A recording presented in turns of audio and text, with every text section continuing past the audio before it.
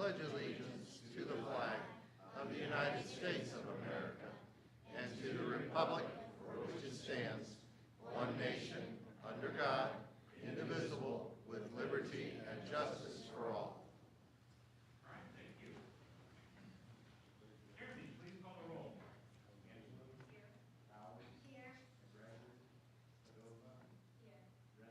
Here. Here. All right, thank you. Additions or corrections to the agenda? I do have one minor addition or correction. What I want to do under hearing of visitors, it's notated that the Central Ohio Beekeepers Association is going to be number 2. I'm going to put them number 1, just to handle some of the things that we're doing up here. And then after that will be another resolution presented by council. Are there any other additions or corrections to our agenda? None. Item C, hearing of visitors. All right, Central Ohio Beekeepers Association.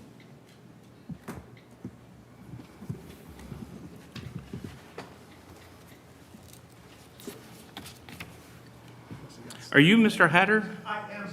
Okay, and then when you start, per our rules, can you give us your name and address for the record? My name is Michael Hatter. My address is 42 East Magnetic Street, Magnetic Springs, Ohio. I'm a past president of Central Ohio Beekeepers Association, a current trustee, and I would like to thank you for the opportunity to speak on bees here at your meeting. We have a nice little presentation. It's from the Central Ohio Beekeepers Association. Our mission is to promote apiculture, which is beekeeping, to educate beekeepers and the public about bees, the importance of bees, what bees do, what bees make, and most importantly, about how important they are as pollinators. This year, we put about 140 to 150 people through bee school, 20 of them which were vets in our special vet program, and 7 of them were through our youth scholarship programs. There are a lot of functions that our club performs besides education, services to the community such as swarm collecting, a list for cutouts, and we do a lot of events and entertainment. Here with me tonight, I have several people that are members of COBA. We have one of our youth scholarships. You want to stand?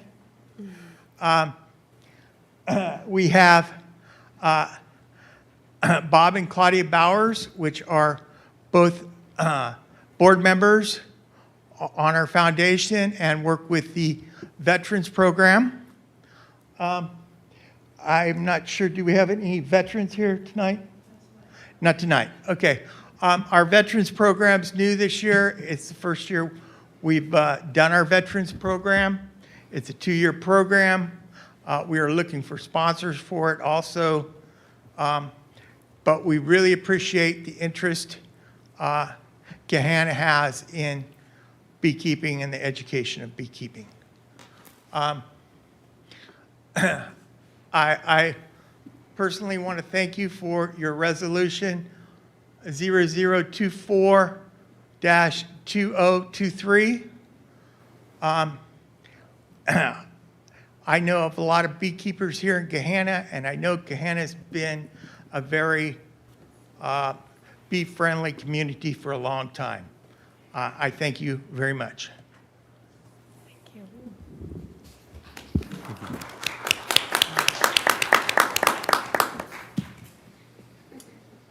Thank you. Ms. Bowers, would you like to read our resolution? Yeah, absolutely. I won't read it verbatim, but I do want to thank Mr. Hatter and the various beekeepers that are here tonight, both members of Central Ohio Beekeepers Association and other beekeepers throughout Gahanna. In 2017, former Mayor Neeland, he and his wife Becky are avid beekeepers as well, passed a resolution adopting and designating the city of Gahanna as Bee City USA affiliate. And even beyond that, Gahanna has had a very proud history of beekeeping.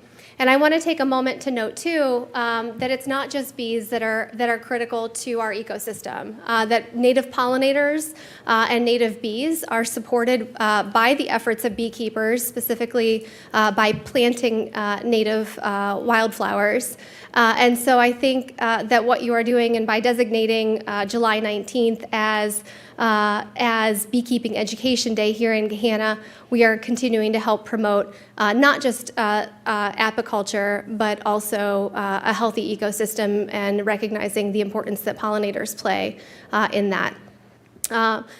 Just one other note, why we picked July 19th. There are lots of bee days out there. There's a World Bee Day in May, and other bee days throughout the year.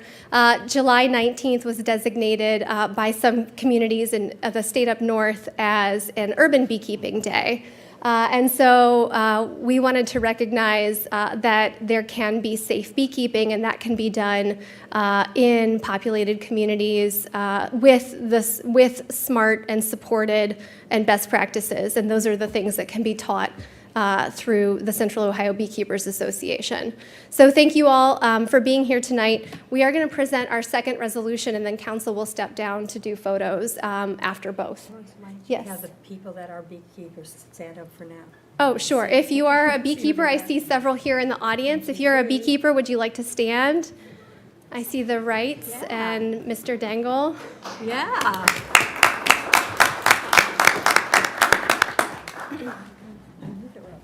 Excellent. Wonderful. Thank you all.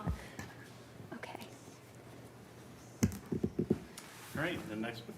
Sure. Yes, thank you, Mr. Renner. We're also designating July 2023 as Parks and Recreation Month in the city of Gahanna, and we do have our director and assistant director here tonight as well for us to recognize you, along with other members of the Parks and Rec staff. It is incredibly important to the vitality of establishing and maintaining the quality of life that our residents deserve and need to thrive here in Gahanna for us to have a successful Parks and Rec team. And there is so much programming and so much parkland, and so many other aspects that go into the incredible work that you're providing. I want to shout out especially the way in which you're creating recreation programming, and not just for our youth, which is critically important, but also for our seniors and for adults. As we continue to see the effects of COVID on mental health and our economy, having resources like that are offered through the Parks and Rec Department are critical to help our community continue to thrive. So thank you very much to the Parks and Rec Department for everything that you're doing to support the ecosystem, to support our parks, but also to support the life and welfare of our residents. Thank you. Okay. Would you like to do photos now? Sure. Okay. We'll go ahead and do photos. If COBA folks would like to join us, we'll line up here in front of the dais with council members to do a photo, and then after that, we will do a photo with those who are here from the Parks and Rec team.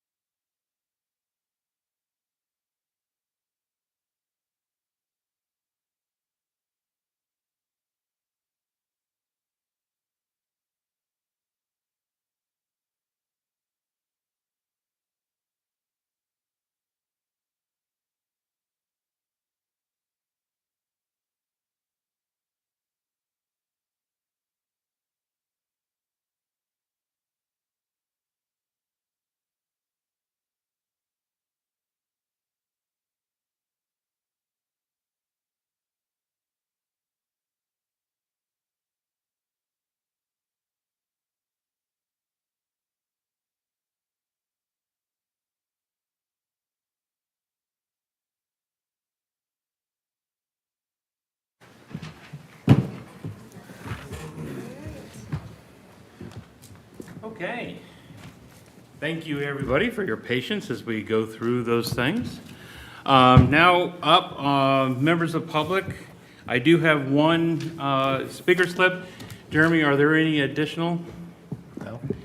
Okay. And as you heard before, our rules are step forward when I call your name and state your name and address for the record. Mr. Jim Merchant.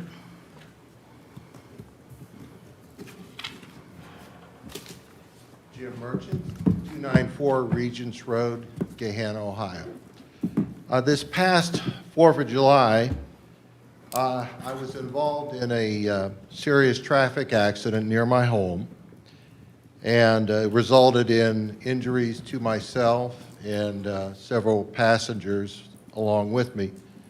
But fortunately for us, the Gahanna Police and Jefferson Township Fire Department were on the scenes within 5 minutes.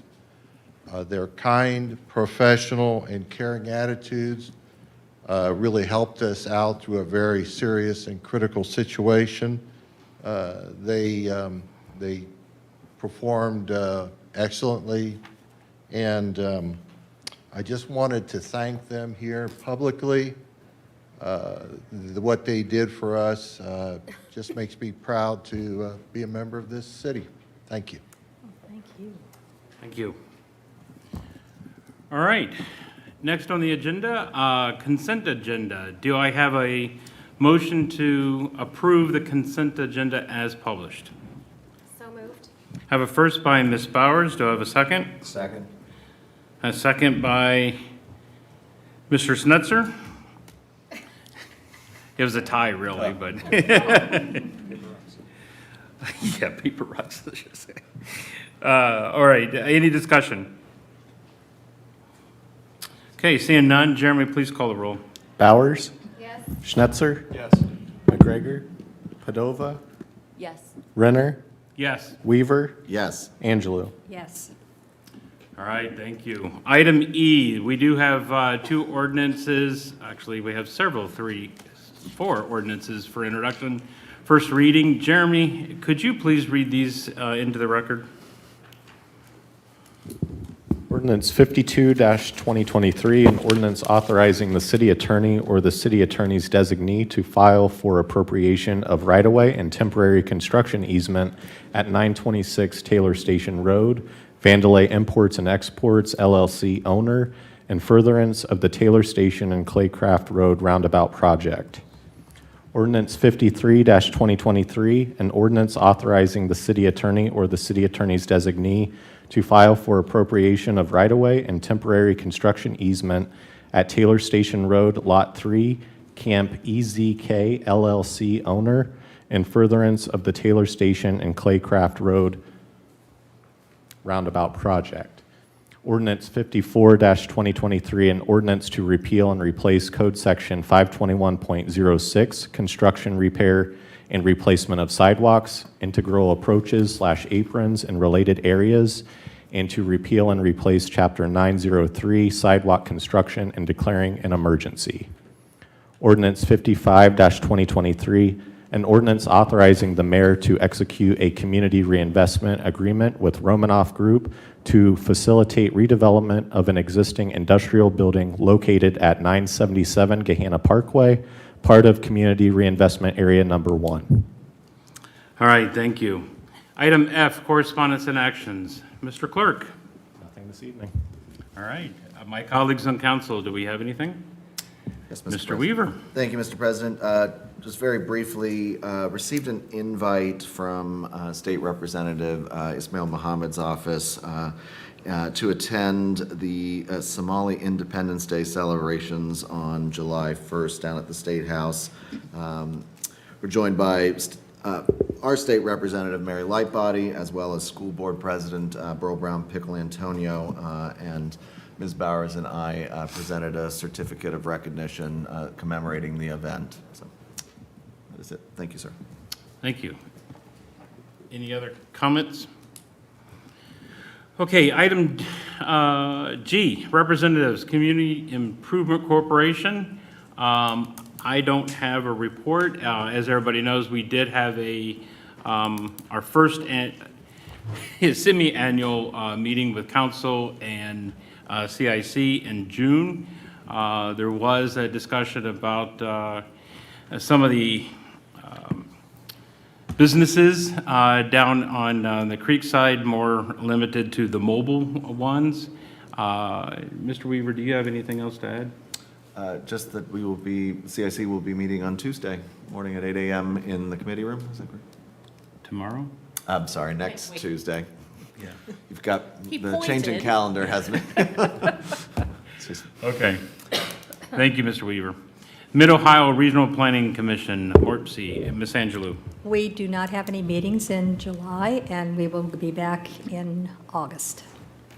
Wonderful, thank you. Convention and Visitors Bureau, Ms. Padova. Thank you.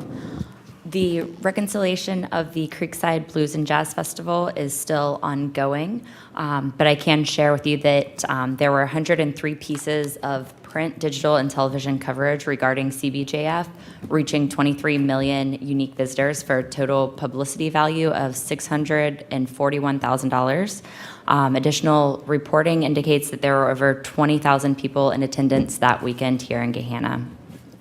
Visit Gahanna is hosting a CBJF volunteer picnic on Wednesday, July 26th from 5:30 to 7 behind the building at 110 Mill Street as a thank you to all who helped out with the festival that weekend to make the event a success. So there will be food, prizes, awards, games, and also check presentations to the nonprofit organization. So all volunteers who helped out with CBJF are welcome to attend that. Again, that is Wednesday, July 26th.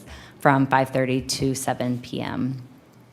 Midweek at the Creek continues this Wednesday. It has been quite a hit. It is from 6 to 8 p.m. with live music presented by Visit Gahanna and the Creekside District Alliance, sponsored by Teresa Imsch and of Keller Williams Capital Partners and supported by the Gahanna Parks and Rec Department. This series was created in 2021 in an effort to bring more people to Creekside during the week to support restaurants in the area and the CORA program. And the attendance at this event continues to grow. The restaurants in Creekside District have reported that they see a boost in business on these evenings. The series will run through August 2nd, so go check it out. Again, it is every Wednesday at Creekside from 6 to 8 p.m. And the Ohio Herb Center hosted 2 motor coach groups from Illinois last month. The guests enjoyed learning about Ohio's herb capital and the various ways the herbs can be utilized. They also participated in a scavenger hunt around the Herb Center gardens and enjoyed herb-infused refreshments. They continue to draw out-of-town guests on a regular basis at the Ohio Herb Center for their tours. Also, the Ohio Herb Center, fittingly with tonight's resolution, participated in Pollinator Palooza at the Franklin Park Conservatory last month, where they educated individuals and families on the importance of pollinators and promoted awareness of Gahanna as Ohio's herb capital. And that's all for me. All right, thank you. Item 4, School Board, Ms. Bowers. Yes, thank you. Just very briefly, I believe that we have a meeting scheduled for July the 19th, and hopefully that it will be confirmed shortly for the city and school board members, along with the mayor and superintendent, to meet and address some of the finances, entity finances, and revenue generation. Exciting news on the stadium front. We mentioned that the turf was down at the last meeting. The stadium will be is slated to be completed this September, so it will not be available for the first couple football games, but I understand that it will be available for the remainder of the season. So very excited to see the Lions play at their brand new stadium. Finally, parking collaboration continues to be in discussion, and I know that the city is committed, continuing to be a committed partner to assist students in the community in addressing the parking concerns. Thank you. Thank you. I do have one go back. I want to go back to the CIC, the Community Improvement Corporation. I just wanted to remind residents that The CIC does have a website, GahannaCIC.com. You should be able to go there and look more information about it and the minutes. And Mayor, with the transition, we lost Nate, and I don't know who it is that's in your administration, but the minutes are a little bit behind. Okay. Well, as of today, we have our new economic development director on board. So we have had 2 of our members of our economic development team who have been carrying the load for the last 2 months. So we'll make sure that those get up to date as soon as possible. Okay. Well, item H, official reports. Madam Mayor, we'll just segue right to you. Well, thank you, Mr. President. I appreciate it. First of all, I want to wish Councilwoman McGregor, because I'm sure she's at home watching this, well on her recovery from her surgery. It looks a little lonely over here in this corner of the world, but I hear she's doing very well and really kicking butt there on her PT. So hopefully we'll have her back here soon. Councilman Weaver, appreciate your comments about attending the Somalian Festival downtown. I was actually at the Somalian Cultural Festival at Innis Park on the very same day, along with our state senator, Michelle Reynolds, and that was a fantastic gathering of that culture. We were there for several hours, and my daughter responded she didn't see one person with an unhappy face the entire time. So it was great to partake with them and enjoy their celebration with them. Now, I think it's been a few weeks since we have been together. It's been about 3 weeks, so we are now officially into the start of summer since we were last together, and we've had a wonderful few weeks here in Gahanna. The farmers market has kicked off. That is in full swing. Our residents have been enjoying events such as Midweek at the Creek, as we just heard about, the Creekside Live Concert Series, Cinema Under the Stars. With the hot temperatures that we've had in the past week or so, our pools certainly have been bustling, and our summer campers are just having a great time when we're not moving them into a movie theater because of air quality alerts. But we worked around that and took care of them as well. It takes many hands to create these types of moments for our residents. It takes our sponsors. Councilwoman Padova, thank you for mentioning just a few of them that help make events possible. It takes organizations in our community that volunteer their time and their talents. Make Gahanna yours with the farmers market, Visit Gahanna, the Creekside District Alliance. And to that note, would like to thank the Gahanna Lions Club for a fantastic 4th of July parade. I think it was one of the longest parades we've had in a long time, and I've heard from residents that they thought it was one of the best parades we've had in a long time. So there's a lot of work that goes into that, and I think that might have been the 76th or 77th year for the Lions Club in doing that. And of course, it takes our team members here at the city who work long hours devoted to planning, often many months in advance, preparing, set up, tear down, clean up. Working in the public sector, especially at the level of local government, is truly a calling to public service, and it takes dedicated personnel who are committed to their roles.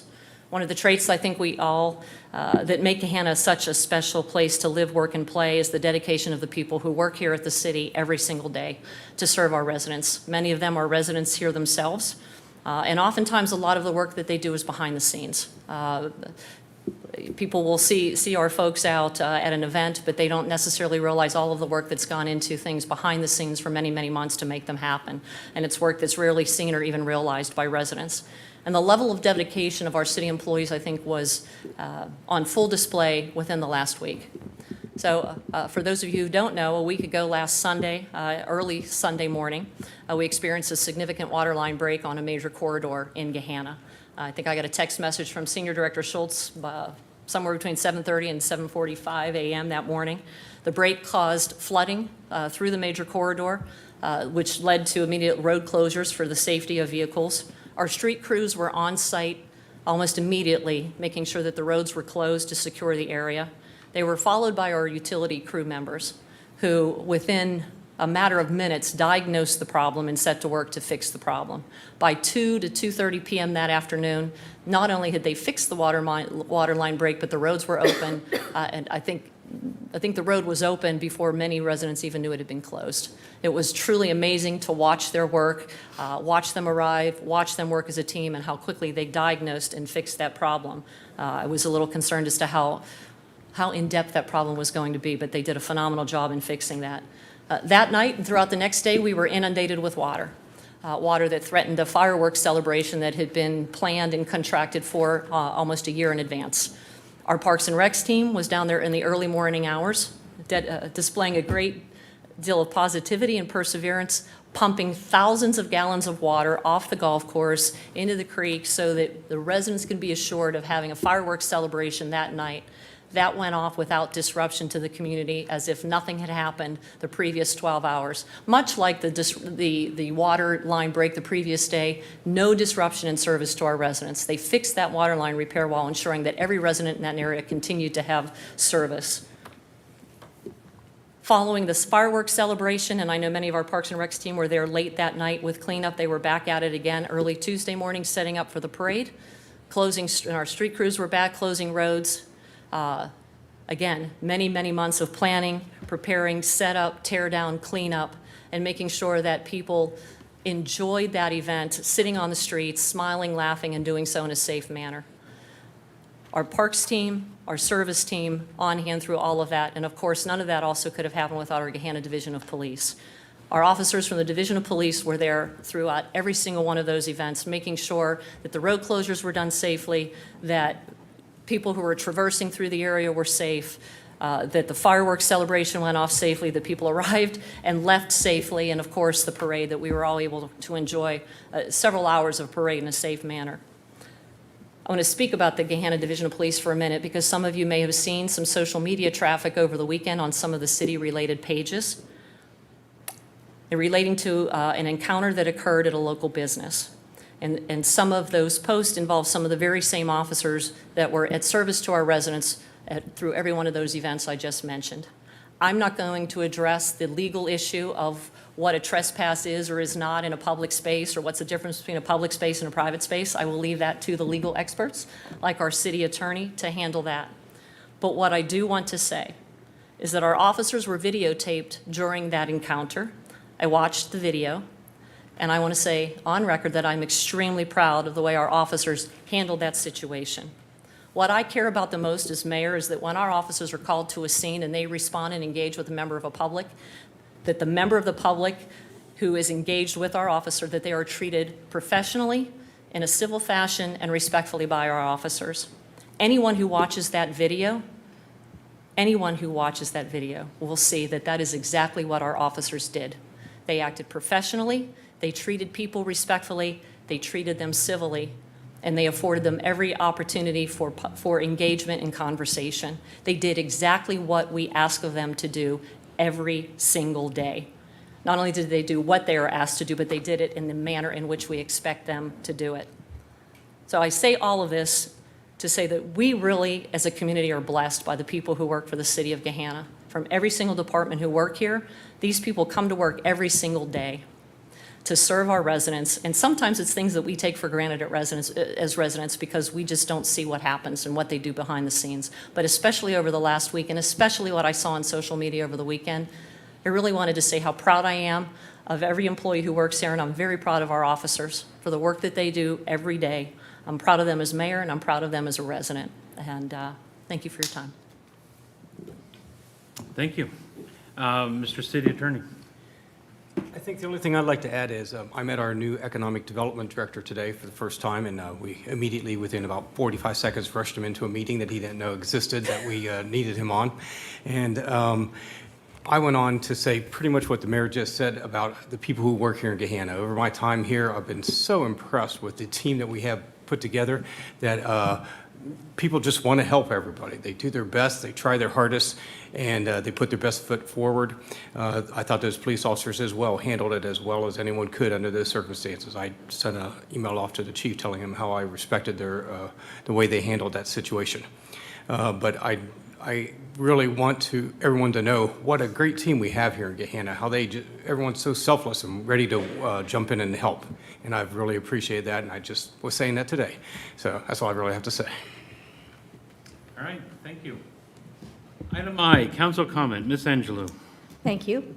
I want to thank all the people here for the wonderful things that happened over, the good, wonderful things that happened over our beautiful things that happened. I'm kind of taken back here because I don't exactly know what happened with the police, but I sure want to find out after this. I'm sure that they were doing everything to the professional way. And I'd like to thank all the people that are here tonight to be here. We're still having things after this, so. Independence Day is, again, a great time and thank you for making that something really wonderful for us. Thank you. Thank you. Ms. Badova? Nothing from me this evening. Thank you. Thank you. Ms. Bowers? Well, I'm glad Ms. Padova's was short because I've got a few things that I wanted to mention. First, let me start by reminding of a couple upcoming events and shouting out some events that have already happened. First, I'd like to congratulate the Gahanna Historical Society on a very successful Pioneer Day this past Friday. Please make sure that you save the date August 12th for the Founders Day event scheduled at the Gahanna Historical Society. Also, I know the mayor mentioned the farmers markets. Make Gahanna Yours is hosting farmers markets at the Gahanna Sanctuary in the public parking lot on High Street every Wednesday through the summer from 4 o'clock until 7 o'clock. There is a lot of produce. I was able to make it last week, and I was able to see a number of friends there. And there are a number of local produce vendors, craft vendors, et cetera. So please support the market. It is really important, and I know you will have a great time. Also, the Gahanna Area Arts Council is again hosting the Columbus Symphony Orchestra at the park, at Headley Park on August the 5th. Tickets are still available for that event. Last year we were able to attend when it was at Sun Point Park, and it was an incredibly wonderful community event. So thank you to the Arts Council. I believe also sponsorships are still available, Mr. Peck? Yes, they are. So if you're interested in sponsoring that event, please follow up with the Gahanna Area Arts Council. I wanted to note as well that a longtime member of the Gahanna Community Congregational Church, Bruce Daly, passed away recently. Mr. Daly was the figurehead behind the community gardens and the Grin Gardens at the Gahanna Community Congregational Church. He was 94 years old. He lived an incredible life, graduating from Lyndon McKinley High School and then the Ohio State University, and serving our country in the Army during the Korean War. Through his work with the community congregational churches gardens, they were able to donate and produce over 1,500 pounds of produce, all of which were donated to Grin in the last 2 harvest cycles. And the gardens were able to also partner with GLHS beekeepers and the Builders Club, who added beds and beehives to the project and really showcased a wonderful community collaboration. So thank you to Bruce and to the members of the Community Congregational Church for all that he did through his service to our country and to our community, and I hope he rests well. 2 more items, and I promise I will be wrapping up. A couple more. Again, I'll echo the comments thanking Parks and Rec, Public Service, and all the other members of the city team who supported the July 4th and July 3rd events throughout the holiday. You all did a wonderful job, and I know the parade was quite the large-scale event. So congratulations and thank you for your hard work on that. I also wanted to shout out Director Comlank on the sidewalk program revamp. I was out for a vacation when that revamp was presented, but having had the opportunity to review the proposed revisions, I'm really grateful for the work that you're putting into that, and certainly for the way that you are working to support our residents in that as well. Okay. Finally, I wanted to remind folks that tomorrow, July 11th, is the first day for early voting for the August 8th special election. There is one issue on the ballot. It is issue 1. I will be voting no against issue 1. And I just wanted to offer a little bit of a fact about issue 1. Of the 227 amendments to the Ohio Constitution, only 19 in the history of Ohio have been citizen-led initiatives. Issue 1 singles out citizen-led initiatives and does not raise the passing threshold for 90% of proposed amendments. Either way, after looking at issue 1, however you decide you will vote, please make sure you go out and early vote or vote in person on August 8th. Historically, vote turnout is less than 10% for August special elections, and that's the reason why we don't do August special elections. But in the event that we do now have a special election on August 8th, it is critical that we urge our friends and neighbors to vote. Thank you. Thank you. Mr. Schnitzer. Nothing this evening, sir. Thank you. Thank you. Mr. Weaver. Thank you, Mr. President. I will also be brief this evening. I largely want to echo the comments made by the mayor as well as my council colleagues in offering my thanks and gratitude to all of our city staff, whether it's public service, parks, Division of Police, or any other members of the administration and staff. I am grateful for your work every day, but as the mayor alluded to, there's been a lot the past few weeks, and so I'm very grateful. Had a wonderful time at the fireworks and the parade, so thanks to everyone who helped make that possible. Thanks to the Gahanna Lions Club. I have to say I was impressed at how dried out things were at the fireworks. I will count myself among the skeptics that morning looking at the deluge of rain that was coming. So glad everything was able to pull off successfully.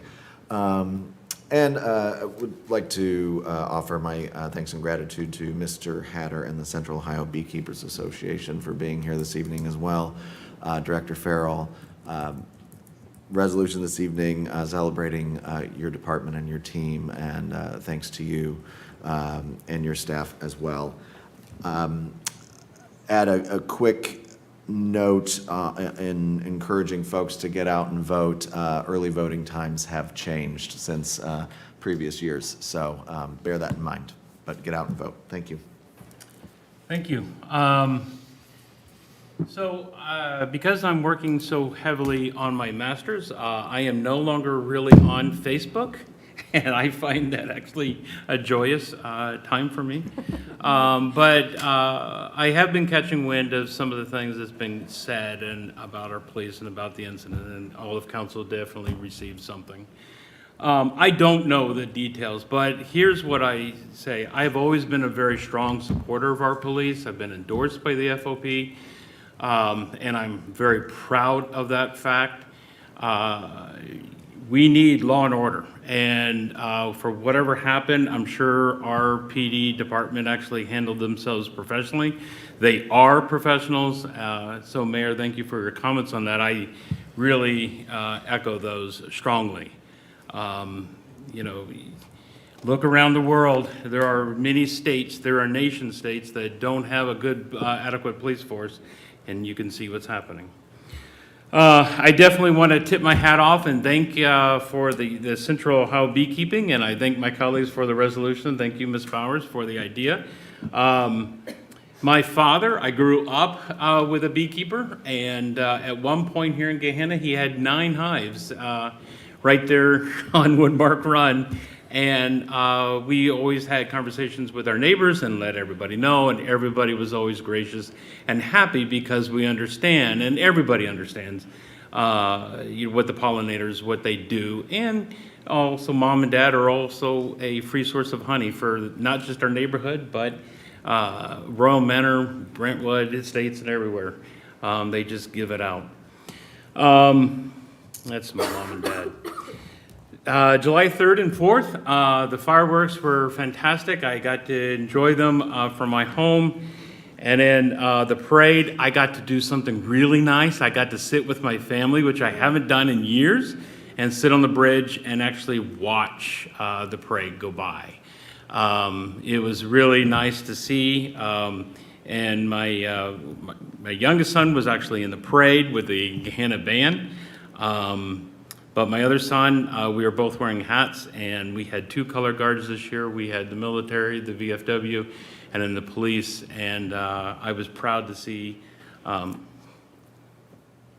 son take his hat off to. So I'm doing something right. The parade was good, and I deeply appreciate all the work.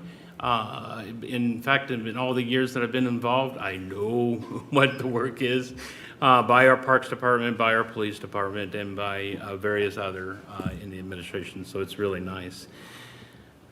Afterwards, Mr. Merchant, I don't know if you were involved in this accident on Stigler, but we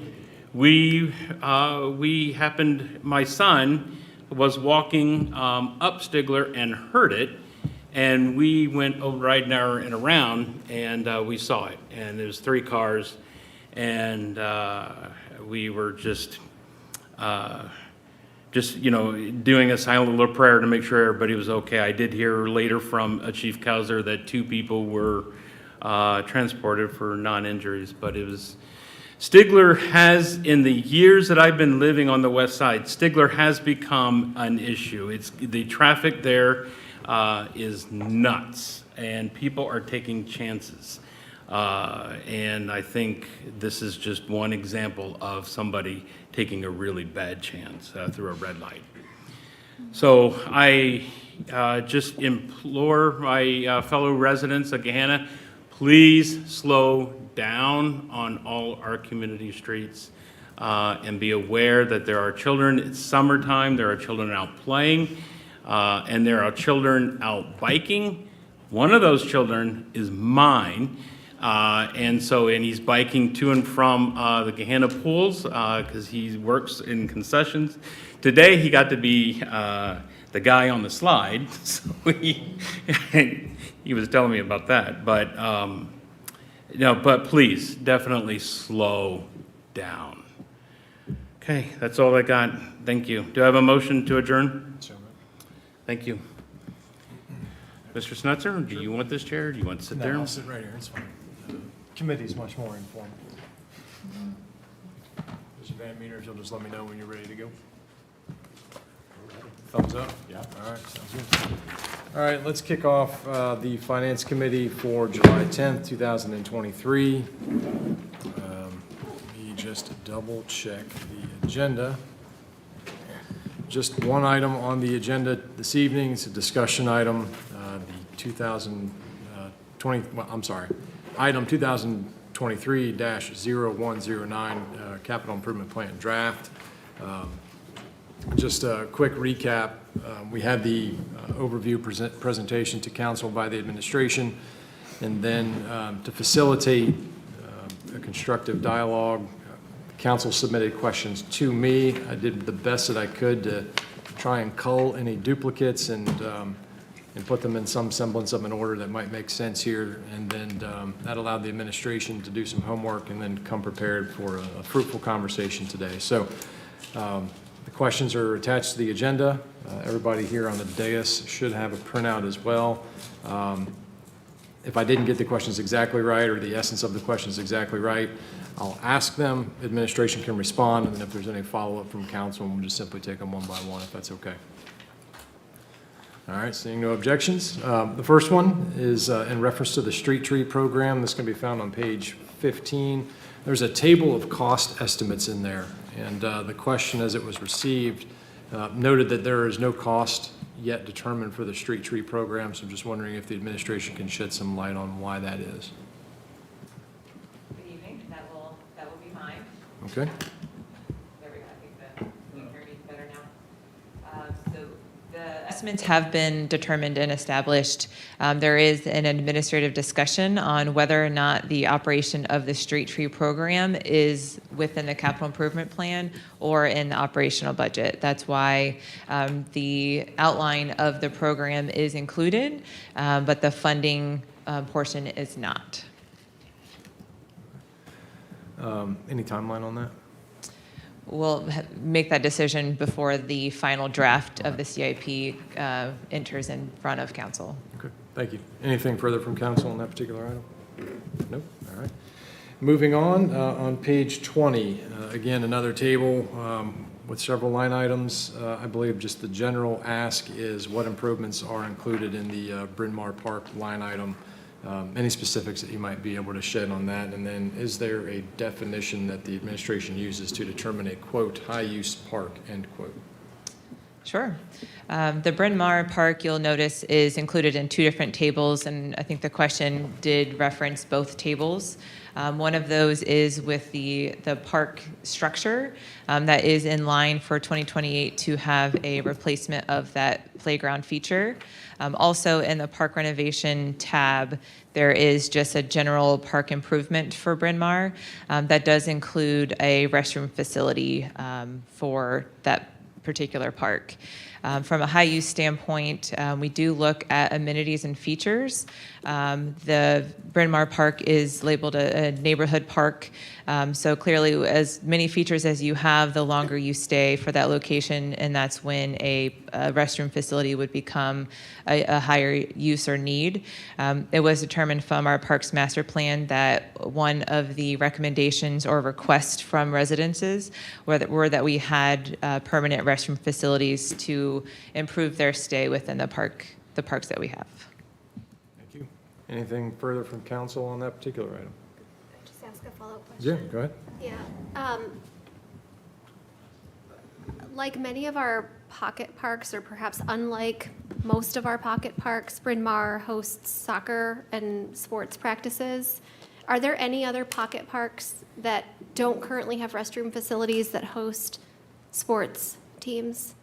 There does. Shaw Park is another facility that does have athletic use that does not have a permanent restroom facility.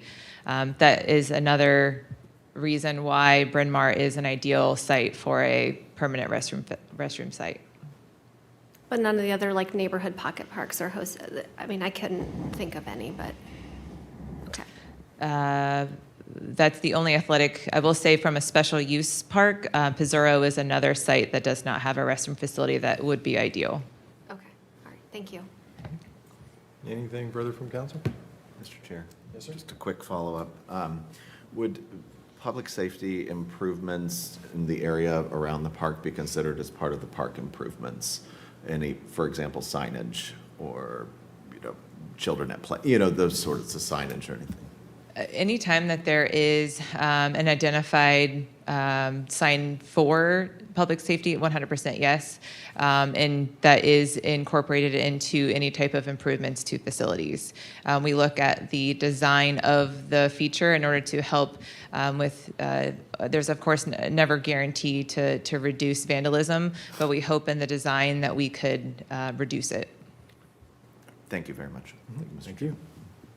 All right, moving on to page 27 in the document, the table associated with section 7.1.2. There was an ask of, I guess I'll paraphrase, if the administration could define strategic land acquisition for development. I will take this one. So historically, dollars have been appropriated annually for land bank purposes. Those dollars are intended to be directed for use by the CIC when needed to assist the city in acquiring land in accordance with the Ohio Revised Code. Purposes could be, in the past, for example, property's been acquired for infrastructure needs, such as property over on the west side with regard to the Stigler-Agler 62 intersection. Property's been acquired for future redevelopment. Those are all reasons and identified by the Ohio Revised Code, and CIC's acting as a land bank group is one of the critical roles that they play. The annual appropriation amount, I believe, historically has been $350,000, so this is a lesser amount that is now being budgeted because the goal for CIC is to eventually move to become financially independent of the city without the need to do this.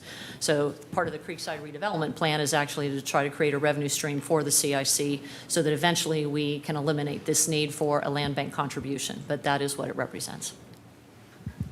Anything from council on that item? All right, moving on. And apologies, no page number associated with this, but real quick, it looks like this is page 49 of 147 in the PDF, or the exhibit found at TR-25-1401. And the question is, would the East Johnstown Road improvements be included in the street program rather than a separate project item? So I'll go ahead and take Yes, sir, this. Director.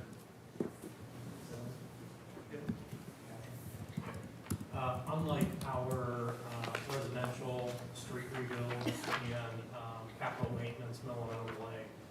This is on a arterial collector, arterial street, US 62 East Johnstown Road.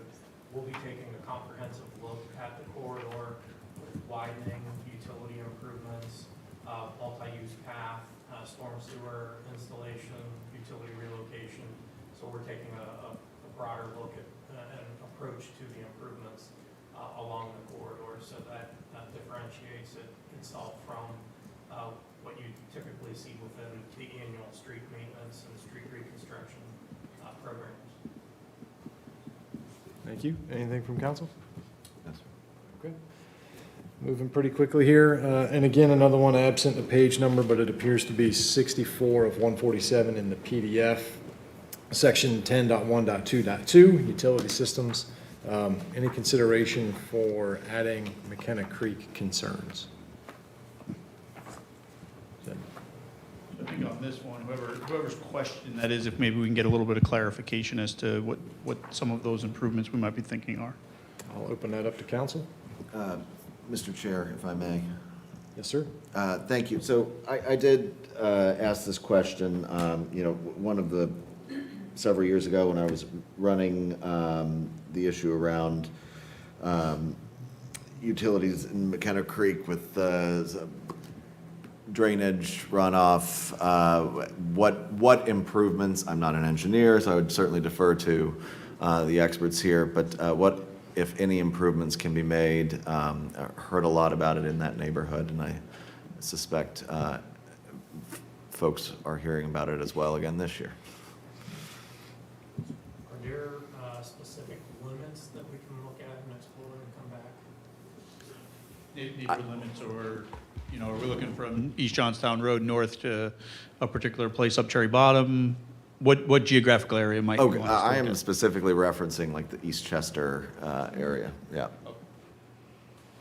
I know there's concerns with, I believe it's a retention pond from one of the apartment complexes there as well, off of Johnstown Road, feeding into the creek behind East Chester. We'll take a look at that particular, Thank you. that particular area. Without a map right in front of me, No, I that's fine, apologize. Absolutely. And can we table that one until next committee? Happily so, Thank you, sir. All right, so we'll revisit that one, the next discussion. Thank you, sir. I believe this is on page, the next question is coming on page 72 of 147 in the PDF. I believe that is Exhibit SS-22-1402. I'm sorry, 1401? No. 1402 is page 71. Apologies. Why do some current projects not have next steps or updates listed? Yeah, and I think just in the overall assemblage of the document and all of the worksheets, there's more information provided for some projects versus others. Obviously, there's over 80 projects listed here in workbook form, with details on some more. There's more details on some more so than others. As we begin to go through the document, there's already been revisions. A couple of these questions that you guys asked, for example, relate to typos or questions and clarifications on dollars. Those polishings are happening right now, so you'll see a slightly different document. You'll see a slightly different document here in a couple weeks, a final document. And some of those projects will be filled in. I would say this, if there are requests from you folks for specific updates on specific projects that could be listed, if you guys could just let us know, we'll make sure that next steps and or status updates get added to those projects very specifically. Okay, anything from council on that? Seeing none, all right. Moving right along, I believe this is page 90 of 147 in the PDF. Exhibit PK-24-082. The ask is to just discuss the rationale for the replacement and the relocation of the skate park that is shown there. Just a little bit more context on what may be going on. And I will take that one. The skate Director park Farrell. at the location at Shoal is not an ideal location, and it is at the end of its useful life. The location as it sits is subject to frequent flooding, and with each flooding event, there's a large amount of silt that builds up over time, which damages the equipment and the features to each of the skate park and the rink. So the amenities, just to put more money is just not responsible. A new site at Lower McCorkle has been identified as a better location. It is outside of the floodway. It's adjacent to the Big Walnut Trail. And actually kind of go back to the question regarding the restroom facility. Another project that was identified is that a restroom facility at that site would be ideal. Right now, there is a portable restroom that services the trail as well as the golf course, and it would be much better use for individuals using that to have a permanent structure. So that structure would also service the improved bike park, skills track, safety town, and other skate elements. So it would be a reimagined site rather than what we have today. Thank you. Anything further from council on that item? Just a very Sure, brief Ms. Bowers. follow-up. And I think, Stephanie, I think you were just touching on it at the very end there. I think a constituent had asked a question and routed it through me and maybe a couple others, but I think part of the question too was, does the resident use justify relocating it, or are we better spent is money better spent focused on another type of recreation? And I think you were just starting to touch on that. So if you could address that question maybe a little bit further. Yes, so the new amenity would not be your traditional skate park. There has been a higher use with the adventure sports. So this new facility would be geared towards that trend within recreation. We do have the hopes so that it would be multi-generational and not geared specific to teen and adult. There are aspects that we could have it be for youth as well. Thank you. The other part of note here is that we talked just this morning about potentially renaming this project, so it was a little clearer that it wasn't a pickup of the skate park and a put down of the skate park, that it was maybe a little bit more reflective of what the director just talked about. So you may see a change. We'll make sure we note that so you guys don't lose it in the next version if we do change the name. Thank you. Anything further from council? All right. Moving right along, I believe the next one is found on page 21, which is technically 22 of 147 in the PDF. Specifically in regards to line item PK-27-81. If the administration could just shed some light on how this structure fits into the broader development plan for the area. Sure, I'll take that one. I Yes, think it's Madam Mayor. undetermined at this time as to how that building, the Herb Center building, specifically at 110 Mill Street, would fit into the broader plan.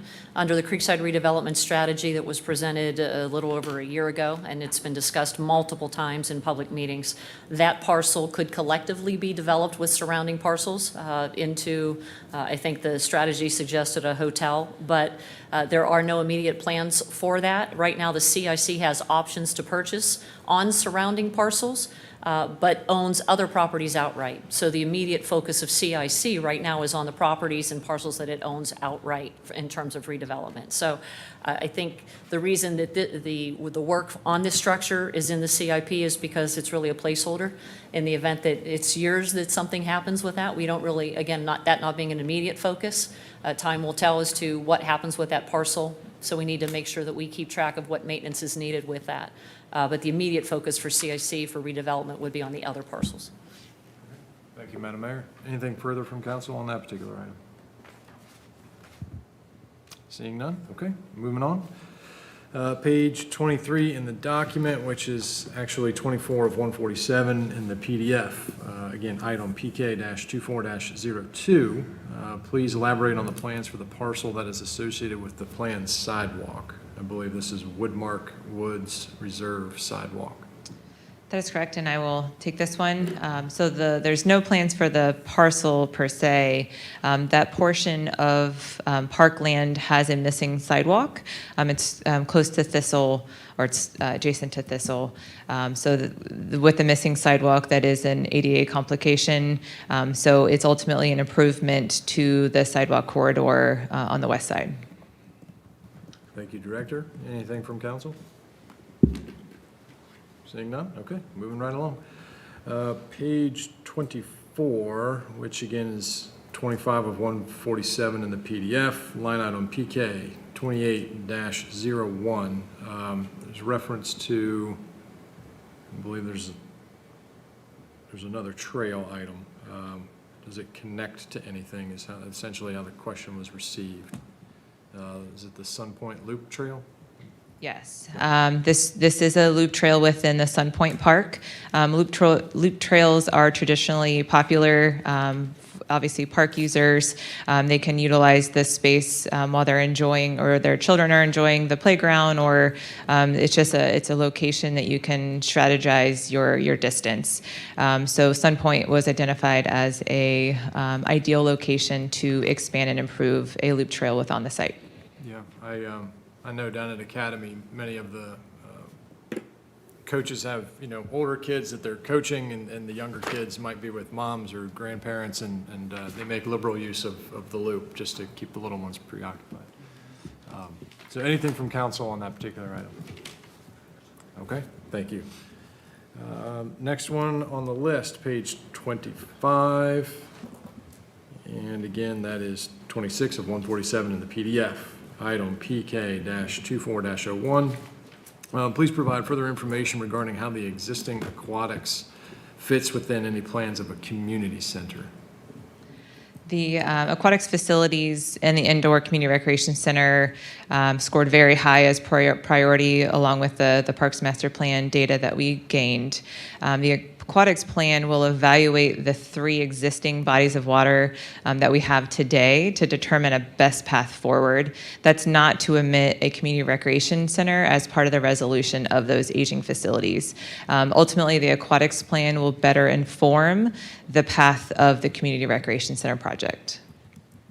Okay, thank you, Director. Council? None? Okay, moving right along.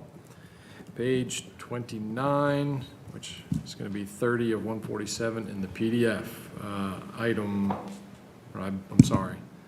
The table titled 9.1.2 is the GNet program. Has there been any discussion internally about whether or not it would make sense to outsource GNet?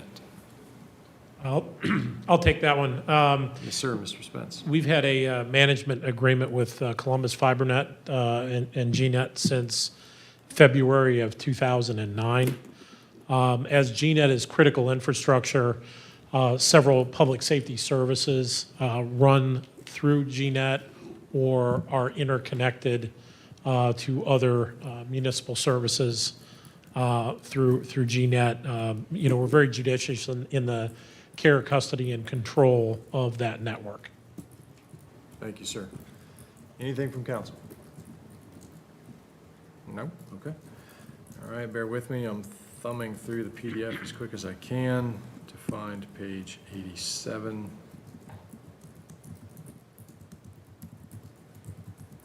And it looks like this is 87 of 147 in the PDF. Exhibit PK-23-083, golf course irrigation repairs. That doesn't seem to make, I'm sorry. Apologies, page 86 of 147 in the PDF. Are there any opportunities to find sponsorship for the signage was the question that was received. And to date, we don't seek sponsorship for permanent signage. We do for temporary, but has some hesitations to moving forward with any type of permanent signage with sponsorships. Well, just to clarify that, it's not that we seek sponsors for temporary signage. We recognize sponsors in temporary signage. Is that what you meant? Correct. Okay, That just is wanna correct. clarify. Thank you, Mayor. Thank you, Director. Thank you, Madam Mayor. Anything from council? Okay.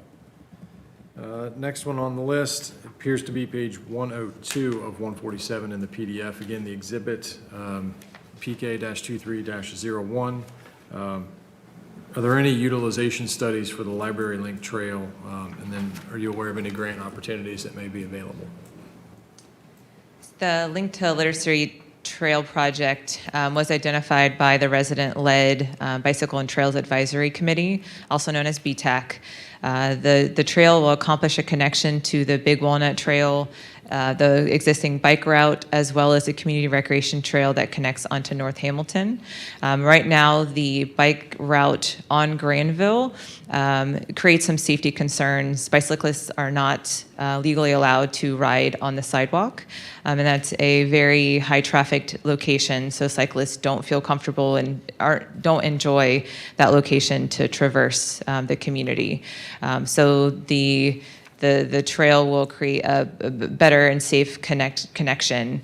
Also, the Parks Master Plan identified trails as the highest priority for residents. Our residents want to see a connected and expanded trail system.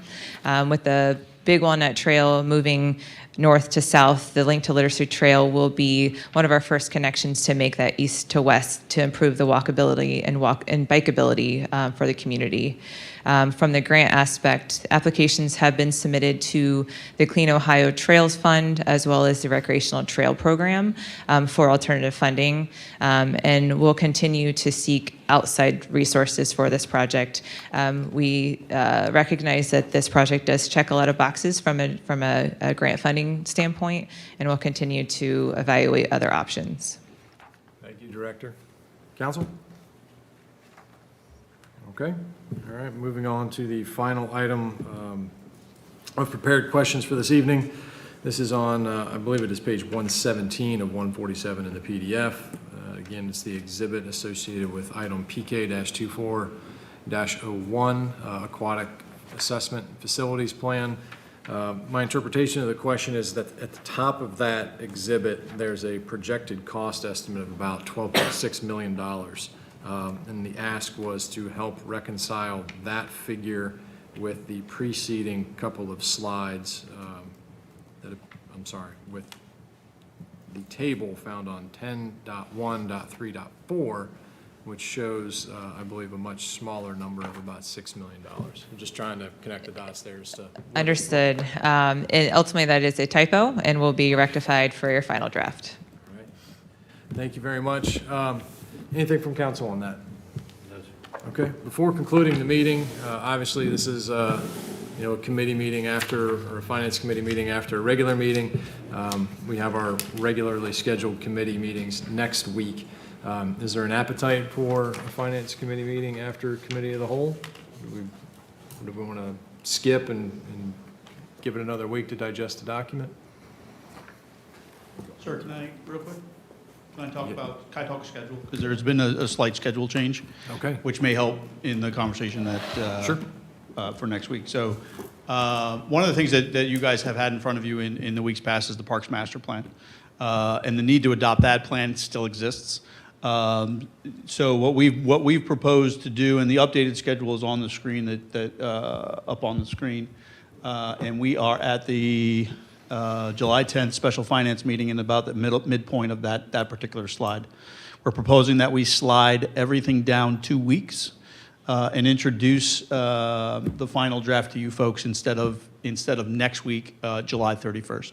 That will give staff and in particular our pros Parks Master Plan consultant the ability to come, be in the room, answer questions for you folks on this particular schedule here.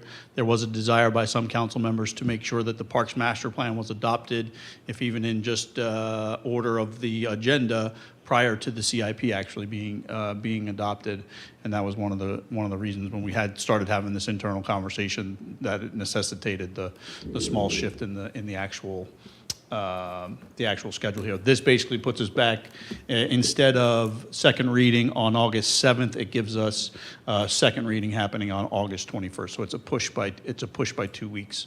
Had this conversation with Director Burry, and she doesn't see any real impact to her budget process or the budget process that we would be going through internally or before the budget is ultimately presented to you folks later on in the year. So added information. What are council's thoughts on that? I don't, I don't want to steamroll anybody on the schedule. I don't know if everyone's had an opportunity to look at the document. Maybe they, we're going to hit send, Friday or something, after the deadline. So if there's any looming or lingering questions, I'd certainly be happy to field them at the next committee meeting. But if this is amenable to council, I don't have any particular heartburn either, but I'm going to defer to the majority here. Just Yes, to sir. clarify, Mr. Chair, so this is the schedule for both Parks Master Plan and CIP? Yes, sir. So Okay. instead of July 31st, the introduction of the Parks Master Plan will be made at Committee of the Whole, I would assume, and then the CIP would be introduced at the Finance Committee meeting, and then basically follow that same exact schedule for discussion, and then adoption. I guess, The one note, sorry about that. The pros consultant would be here on August 14th to answer questions as it relates to the Parks Master Plan, but Director Farrell and other Recreation, Parks and Rec staff will be here throughout that process there to participate.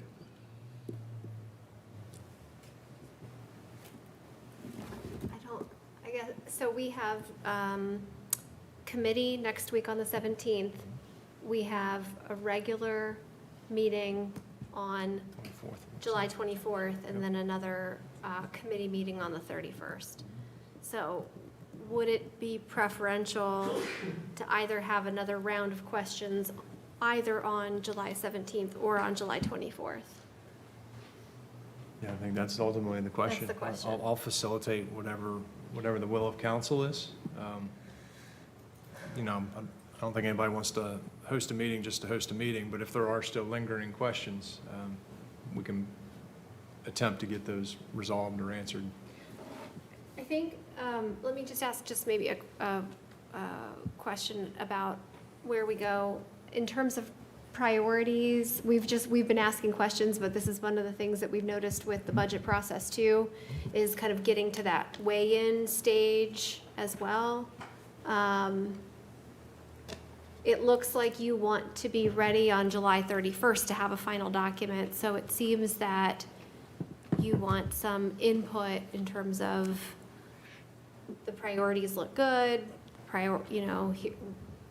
maybe further dialogue on that rather than just the clarifying questions too. Am I understanding that correctly? Yeah, I would go to, like Mr. Weaver's question about, McKenna Creek, right? That whole area there, like, if you guys are not seeing a priority or a project that you would have expected to see inside of the document, we would want to know that information prior to, well, we'd want to know that information as soon as possible so that we can research it and then potentially get it in as a project. If you're seeing something that is lower in priority because of the year in which we potentially have it programmed, either ask those questions and we can have that dialogue, and then we can see where from a prioritization standpoint, it maybe should fall. I'll also say, right, the next version of the document, right, we talked about the resource pot and assigning resources to projects. There are a couple projects that are currently programmed for 24 that would naturally fall to 25 because the resource pot is only so big in that not everything can be prioritized for 2024. And that work is being done internally and then also with the CIP advisory committee over the next couple of weeks here. Mr. Schultz, can I ask a question Yes, with sir. regard to, I guess, the next update or the next draft, however we want to describe it, that's to be delivered on the 31st? Yep. How fluid is that document? If we were to have a meeting next Monday and you get 3 requests from council says we'd like to see this in there, it can be incorporated in there, or is it really going to throw Yeah. a wrench in your system? No, that's fine. I mean, we're really making, in my opinion, it's onesie twosies at this point. If you had me to add a $6 million project, I'm going to have to have more conversation. But it is really, truly, at this point, ones and twos. It's not very difficult at all. The document is fairly locked in, especially from a narrative standpoint. Director Farrell talked about street trees. If I need to take it out because we deem it to be more on the operating side than on the capital side, it's really simple changes at this point. The one part and piece, the heavy lift that's necessary at this particular point is what we've talked about as far as identifying the total amount of a project and then all of the resources and funds that are being attached to that project. That's in work right now, and we're working through that. So that'll be part of the final draft. But that's really truly the heavy lift at this particular point. If you had a couple of minor revisions, needed to add a project, slide a project, all that's relatively easy to do. So what's thinking with council colleagues? Want to come back?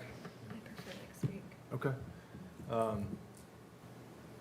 What did we agree to get you all the questions by Thursday or by Friday? To you by Wednesday and then to us by Thursday. Okay. And then for answer on Monday at the next meeting. Yep. Does that sound doable, council? I'll do better. Mr. Chair. Okay, all right. If you guys have any questions for next Monday, if you can have them to me by, I mean, realistically, I'm probably going to check my email Thursday and batch it all together. So, you know, end of the day, Wednesday is fine. And then, Mr. Van Meter, if you'll schedule us for Finance Committee next Monday. All right. Anything else for the good of the order? All right, this concludes Finance. Thank you so much. Thank you, guys.